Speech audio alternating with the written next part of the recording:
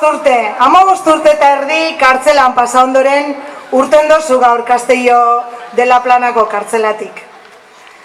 Zure kaleratziaz preso bagitxiarak hau, gatibu bagitxia estatun eskutan, txantaje politikurako Xabierrei eraildaben mendeku politika bardineako aukera bat gitxia.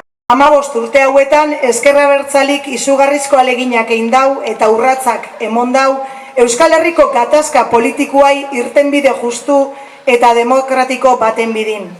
Baina alegin horretan bakeik nahi ez daben estatu bate aztopoen jau.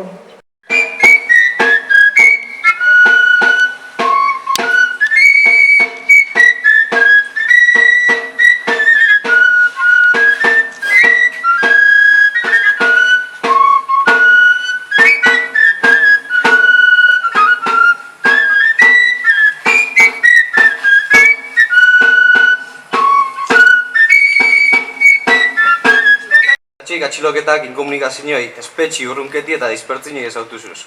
Haude, Estatu Espainolan krudelkexi eta mendekotasuna bizixasuz. Hoiz izan da, eta hoiz da Estatu Espainolak herri honentzako dakarren eskaintza bakarra.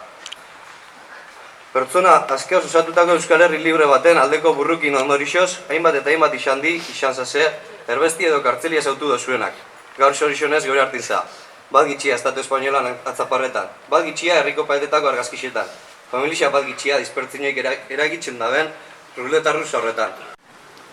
Gaztetatikan eduki zendu, kontzientzia errebeldea, maitatu herria, borroka eta gure herriko gaztetxea.